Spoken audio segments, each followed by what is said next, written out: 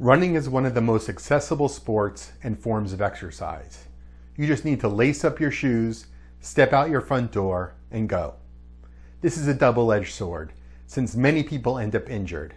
After all, it's just running. How hard can it be? My name is Dr. Andrew Schneider, and I'm a podiatrist in Houston, Texas. In my practice, I work with many runners of all levels and abilities, from someone training for their first 5K to the seasoned ultramarathoner.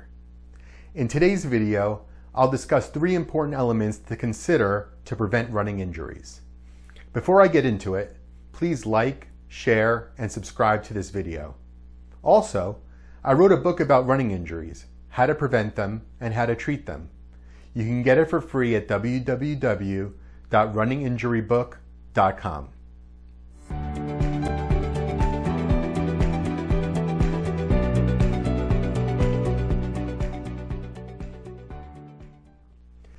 You can run anytime.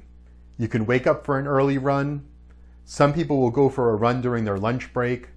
Others end the day with a run. You could run anywhere. No matter where you travel, you're able to run. All you need is to lace up your running shoes and go. It's a great way to see new places.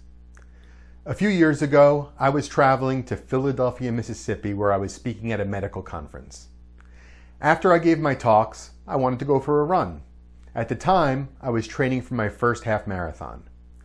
I was informed that the gym closed already and the only place to run was around their large parking lot. So I did. Lots of people looking at me as I ran miles in circles around their large parking lot. You can run anywhere if you need to. The first way to run without injury is by choosing the right running shoe. There's a misunderstanding among many people that you can run in any athletic shoe. That's not the case. You want to buy a shoe specifically designed for running. Next, you have to think about brand. Some brands have certain idiosyncrasies about them. For instance, Nike typically runs very narrow. Saucony is known for their straight last. New Balance comes in a variety of widths, making it the go-to shoe for the hard-to-fit foot. Asics and Brooks are reliable workhorses, although the companies like to change their models pretty often. You also may consider a specialty running shoe. These depend on your running style, and they're not right for everyone. They include Hoka One One, which is a well-cushioned and supportive shoe, Altra, which is a zero-drop shoe where the forefoot is wide to allow the toes to spread out. Newton shoes have a lug in the midfoot and is designed for runners who strike on their midfoot. Finally, you need to choose your running shoe based on your foot type. Most running shoes come in 3 varieties: neutral, stability, and motion control.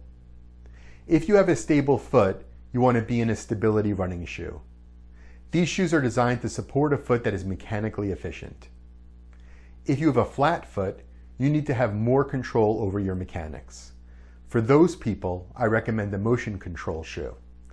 If, however, you wear a custom orthotic, that changes things.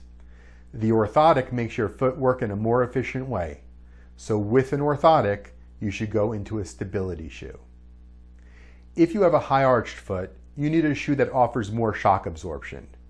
That's because a high-arched foot is rigid and doesn't have shock absorption of its own. If you have a high-arched foot, you should look into wearing a neutral running shoe. If you wear an orthotic, in this case, it doesn't change things. An orthotic does not add any extra shock absorption. So even with a custom orthotic, you should stay in a neutral shoe.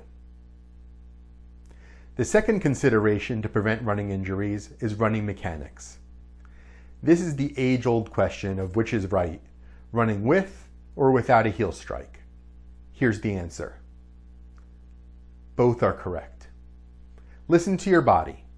Too many people get injured by forcing themselves to run with a heel strike. I've even heard some PE coaches forcing their students to run with a heel strike.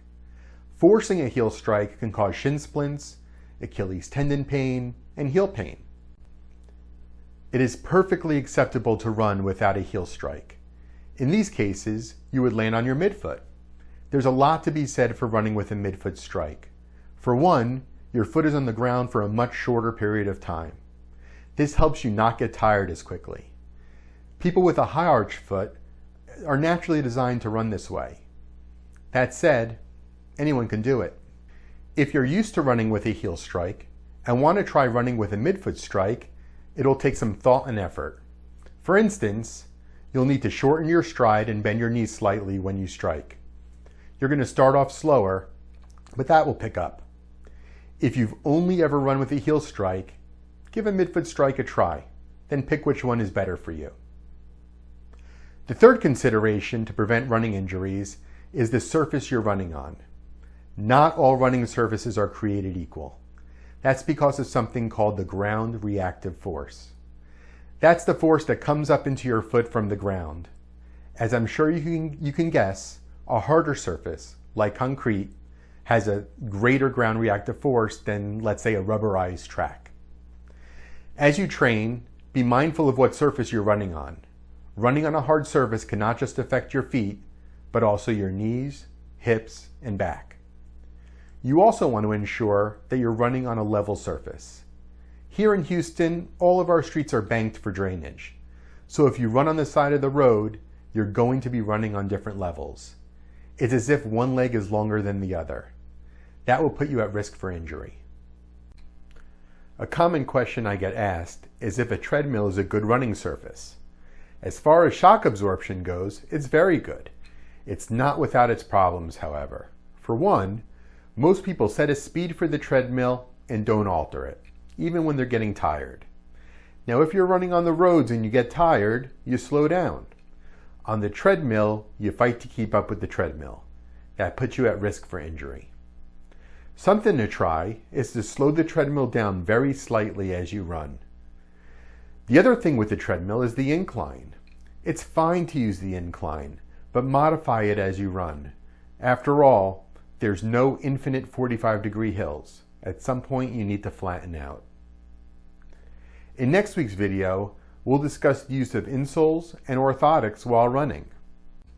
Please take a moment to like, comment, subscribe, and share on social media to help others find the information they need. Don't forget to pick up my free book about preventing and treating running injuries at www.runninginjurybook.com. The link is at the top of the description below. If you've had to stop running because of foot or ankle pain, contact us at the office for an immediate appointment. The link is also in the description. Thanks so much for watching, and have a great day.